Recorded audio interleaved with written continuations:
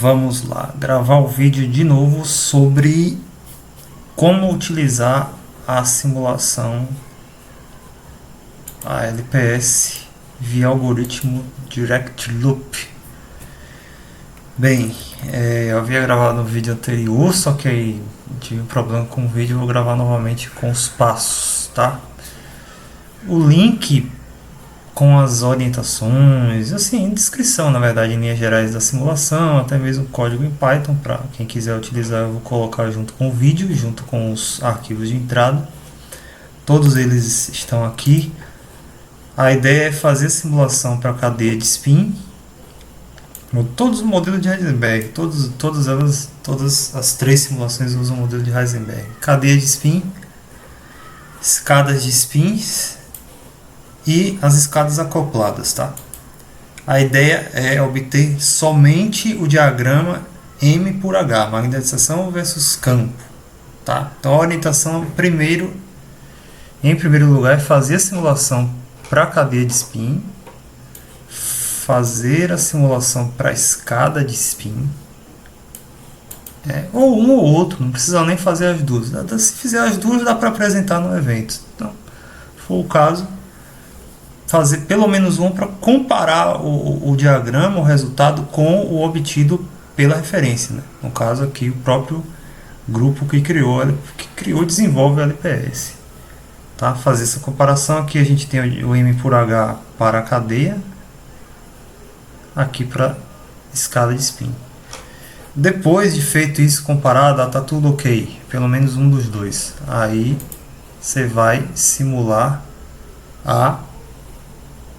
as escadas acopladas. Eu já coloquei os três arquivos, já estão formatados. O 3A para cadeia de spin, tamanho 20, um J só, né? Evidente, a cadeia é igual a 1, temperatura 0.08.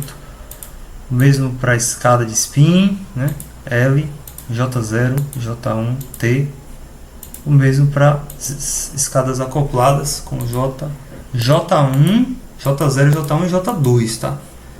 Só para lembrar, as escadas acopladas têm essa configuração aqui, ó, tá? Você tem o J0, que é a ligação dos spins na cadeia. J1 é a ligação de uma cadeia com a outra, formando a escada. E o J2 é a ligação de uma escada com a outra.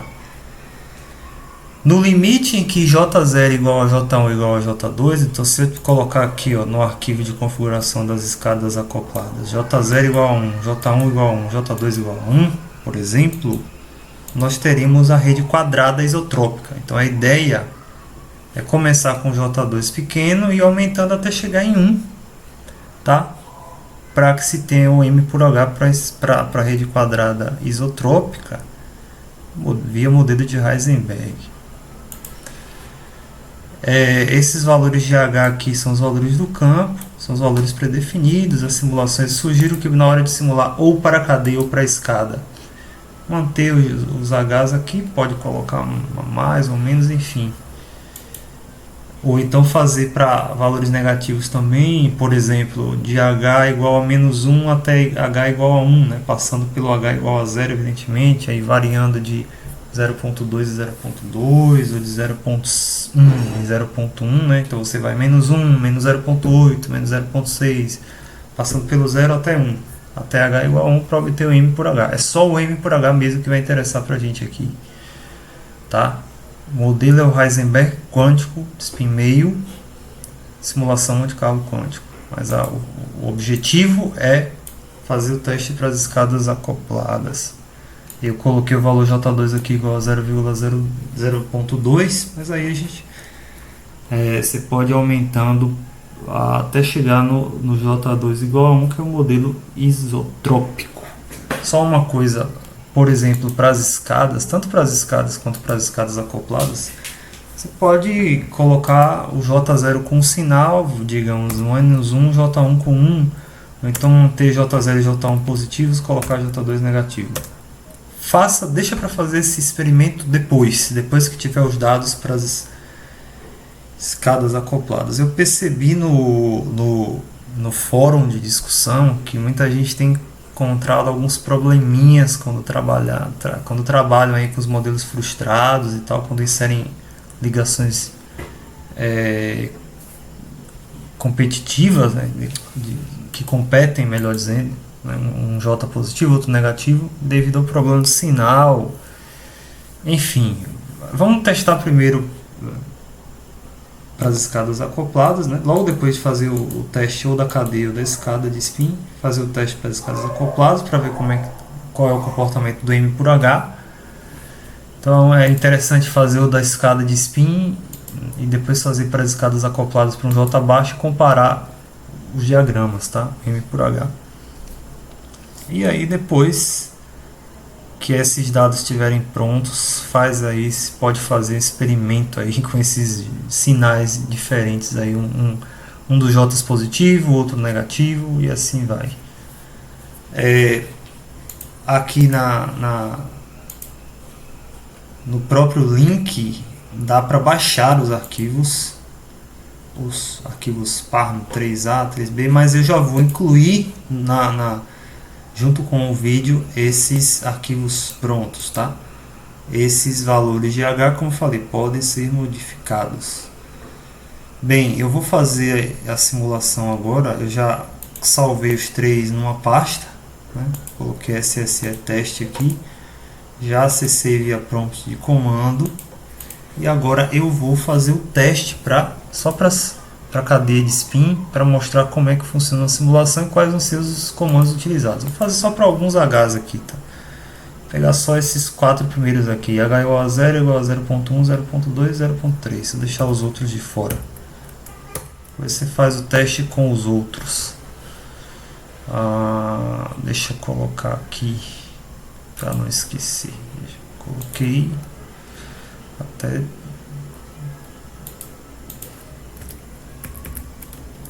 colocar só aqui para não esquecer, caso eu tenha que copiar. Vou fazer para esses quatro valores de H. Então, quais são os comandos que serão utilizados? Os comandos estão descritos aqui mesmo. Parameter toXML, né, para poder fazer a conversão dos dados de entrada, criar um arquivo XML. Então, basta copiar e colar aqui, ó, dar Enter. Ele criou o arquivo de entrada, tá aqui na pasta, ó. E aí agora é só fazer o copia e cola do comando para o algoritmo, né, o programa do Direct Loop, que é o DLoop SSE. Lembrando que o SSE é o algoritmo, o método de simulação que foi criado pelo Anders Sandvik. Depois, se for apresentar trabalho, tem que citar o trabalho do Anders Sandvik e eu coloco lá. Eu compartilho depois as referências. Além, claro, da citação das referências do LPS, né, propriamente. Então é copiar e colar aqui, ó. Ele vai fazer a simulação mais rápida, que eu peguei só 4 valores de H. Deixa ele simular aqui. Falar um pouco só sobre a temperatura. A temperatura aqui, ó, simulação em T igual a 0.08. Simulem para esse T. Posso mudar o T para mais ou para menos? Isso aqui é um valor baixo. Lembrando que aqui não tem unidade medida, tá? O valor é adimensional. A gente só vai obter a unidade medida depois de, por exemplo, utilizar um valor específico para o J. Aqui a simulação já foi feita. Você pode mudar o T. Eu tive problemas com T's muito menores do que 0.08 para essa simulação. Já procurei no fórum de discussão e não vi relatos sobre. Tive problema, não sei dizer exatamente qual foi o caso aí, mas simulem para esse T e depois a gente vai variando. Mas a intenção é só obter o diagrama M por H. Simulação feita, os dados já estão aqui, ó. Todos eles, os dados de entrada e saída. Você clica nesse aqui, vai abrir no navegador, qualquer navegador que vocês utilizarem. Daí a gente tem arquivos de entrada e de saída, que por exemplo, ele vai dar os parâmetros, né, o tipo de rede, o modelo, o spin, o L, o J. Aqui foi para a cadeia de spin, então só tem um J, né? O T, passos para termalizar o sistema, os passos para o spin e o valor do campo. Essa semente aqui para geração de números aleatórios. Esse aqui é o valor do H, tá? Então para cada H você vai ter um conjunto de dados. Então H é igual a 0.1, 0.2 e assim por diante, como nas outras. de todos esses dados aqui, o que interessa para a gente, se quiser, você pode fazer diagramas para energia, densidade de energia melhor, para suscetibilidade, se for o caso, aí seria até interessante fazer, mas prioridade, se for para apresentar mesmo para o encontro de outono, é fazer o M por H. Então é pegar a magnetização, traçar o gráfico dela em função de H, tá? Veja que o valor para H é igual a zero, né? O M aqui, ó, pequeno, zero, né? Praticamente. À medida que a gente vai aumentando o H, vou botar H igual a 0,3 aqui, ó, o valor da magnetização vai aumentando, que é o esperado, né? Então é esse M e esse H que nesse primeiro momento interessam, esses dois aqui interessam pra gente. Então eu fiz aqui para cadeia, você vai usar a mesma coisa para a escada de spin. O que é que muda aqui? No lugar do 3A, coloca 3B para a escada, no lugar do 3A, coloca 3C para as cadeias acopladas. É só isso, tá? Muda aqui, ó, ao invés de ser 3A, coloca 3B ou 3C, a depender do tipo de simulação que se quer fazer. Deixa eu ver se tem mais alguma coisa aqui. Fechou, os dados estão, é fazer, traçar o diagrama, lembrar de colocar valores negativos também de H depois, né, para a gente ver como é que esses diagramas, qual vai ser a cara desse diagrama, se vai ter algum tipo de problema, e executar a simulação. Os arquivos já estão prontos, tá? Qualquer outra dúvida, informação, você pode vir aqui. O link eu vou deixar lá. As fontes, deixa eu ver aqui, papers, eu já havia compartilhado, mas aqui só para mais uma vez lembrar, qualquer trabalho que a gente apresentar ou publicar, obrigatoriamente vai ter, especialmente porque eu estou usando aqui a versão 2 do LPS. Então qualquer trabalho, ó, vai ter que citar esse artigo, vai ter que citar esse artigo aqui, tá? São os dois artigos que a gente tem que citar sempre, tá? E ainda tem alguns artigos aqui nessa página de Papers Talks. Se eu estou usando o SSE, por exemplo, aqui tem para todos os vários programas utilizados e algoritmos. Se estou usando Quantum Landau, Wang Landau, esse artigo é a referência também.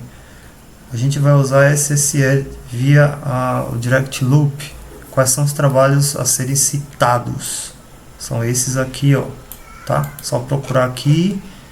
Esses são os trabalhos básicos. Em qualquer simulação usando a LPS eles têm que ser citados. E esses aqui para especificamente esse algoritmo que a gente está usando, tá? Esses três artigos aqui, em especial do Anderson Vick, que é aquele que criou essa técnica, a expansão em séries, tá? Para simulação Monte Carlo quântico. Acho que só finalizar aqui mesmo. Então é fazer as simulações agora, coletar os dados e fazer as comparações. Vamos ver o que é que dá.